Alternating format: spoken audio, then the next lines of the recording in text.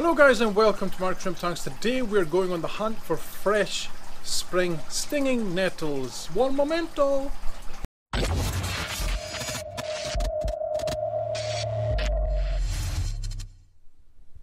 Okay guys, what an absolutely gorgeous day it is here today in Norway. The snow has finally disappeared and I have found quite a nice batch of stinging nettles at the front of my house here. Now we have a raised mound here that we have tulips and daisies and all this kind of thing that will grow in here over the next month or so, but before that grows through, look at this lot here. Now this is probably my favourite food for shrimp, and these are European stinging nettles, okay? And the absolute best part of these stinging nettles are the tips. So what we're going to do today is we're going to collect some of the tips. I like to collect the top 4 leaves and leave the rest, like so. And this is what it looks like, kind of close up. These will sting you, but they're not as bad as it would be if they were fully out of the ground, right? So this is the perfect time to collect them. I have roughly 10-12 tanks, so some of these are a little bit too big, but what we're going to do is we're just going to grab the base under here, snip it with our fingers and pull towards, okay? You can't use scissors. I wasn't sure if these were going to sting me yet, but I don't think they can sting me yet. We'll get some. See this one here? This whole thing is good shrimp food. Right, so you go down. I am being stung this time. That one was a little bit bigger. Go down, pull up, and extract. Alright, so what we're going to do with these is we're going to brew them, basically. We're going to put them in some hot water, boiling hot water for 3 to 4 minutes. I used to do it just for 1 minute, but I know that's not long enough, because quite often what will happen is the shrimp, they won't eat them if it's not soft enough, right? So we're getting quite a lot here. My fingers are stinging quite a bit, so I maybe should have used the gloves probably. Where'd that one go? That was a good bit, it just disappeared. Alright, so we're going to go back inside and we're going to prepare these. One momento.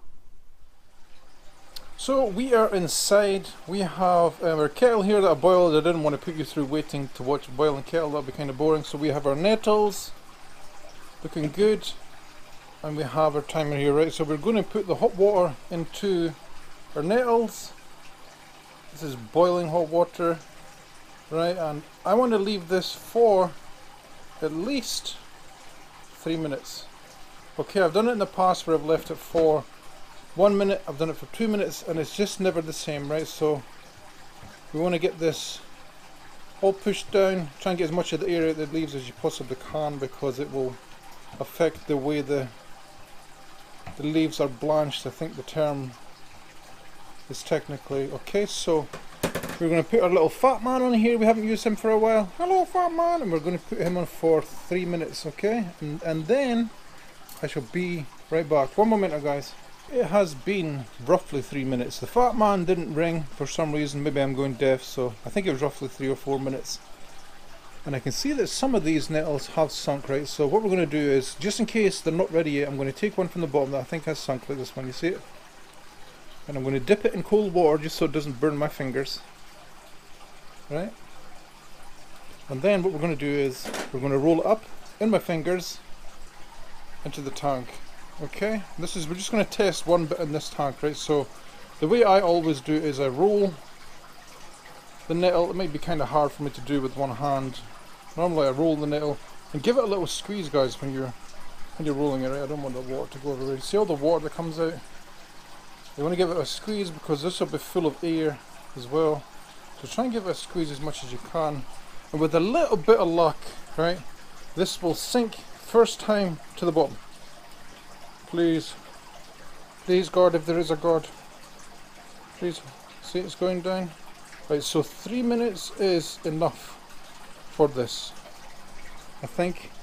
Because if it wasn't blanched for the proper amount of time, it would float, because there's still be a lot of trapped air in here, right? So what we're going to do is we're going to feed the rest of the tanks. I'm pretty sure you guys would like to see me doing that as well, so let's just go around and do the same in a few other tanks, right? This one, oh, my back is a bit sore. Never mind. I'm going to squeeze it. We still have the fork in there from shrimp versus tomato. That was just a few days ago. We're going to squeeze it as hard as we can, get as much of the air out of the nettle as possible, and drop it in. Okay, so that is going down perfectly. I think you can see it there. It's going down perfectly. The shrimp will ball all over that in probably a minute or two. I'll do one more tank, and then we will go into macro mode, and you can see the shrimp eating this in a bit better quality than you are right now. Okay, so this is another one. Let's go over here. I'm also going to put a piece on a sponge I have down here, because I want to see just what the shrimp are like in here. Right, so just give it a good squeeze. Make sure you get all of the air out of it and drop it in. Right, with a bit of luck as well, this will sink near the front, so we can get some good footage of it, okay? So I will be back in 1 second. Woo!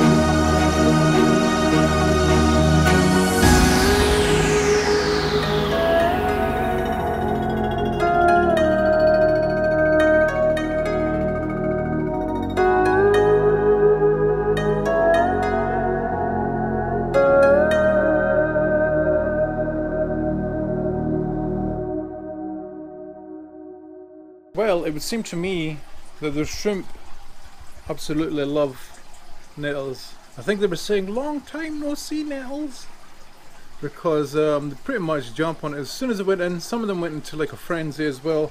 Some of these tanks I did put in, but the stuff has blown away to the back. I put some in the paint the fire red tank down here.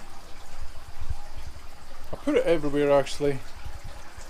And it's good to see that they've regained their appetite for nettles, because it's a very, very good food.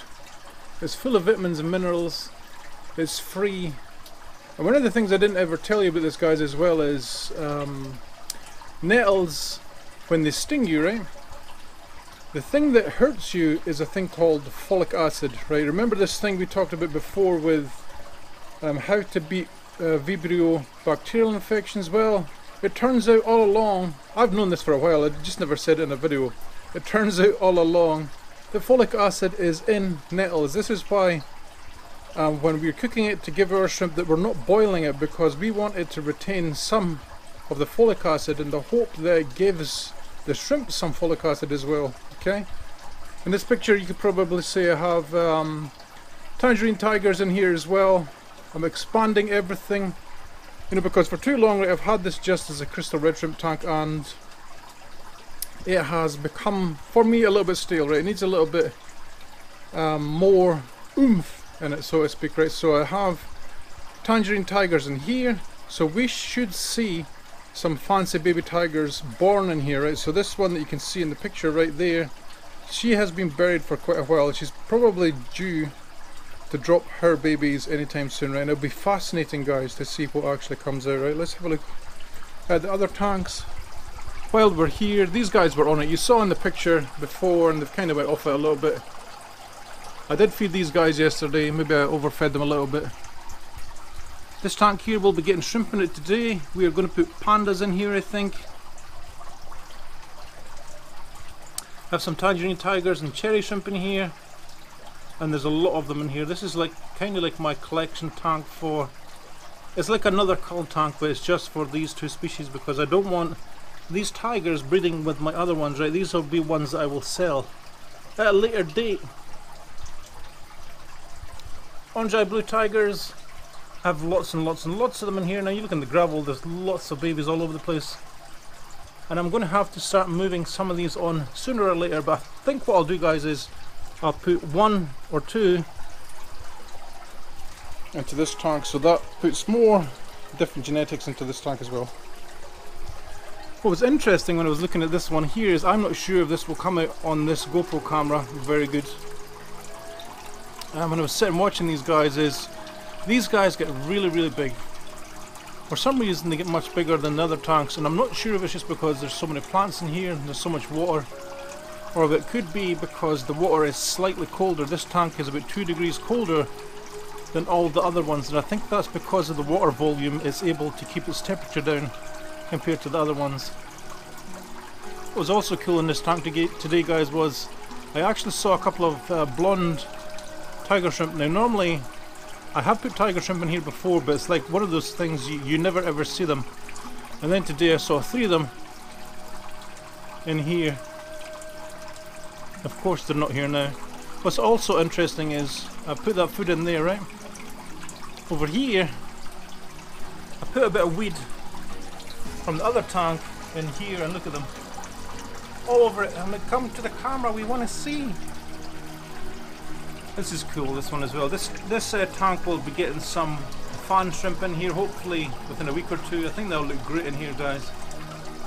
So if you guys want to see more of this kind of content, right, where I show you all my little tips and tricks on how I keep shrimp, how I breed more and more and more of them, hit that subscribe button, bell notification over here so you don't miss a single video, okay?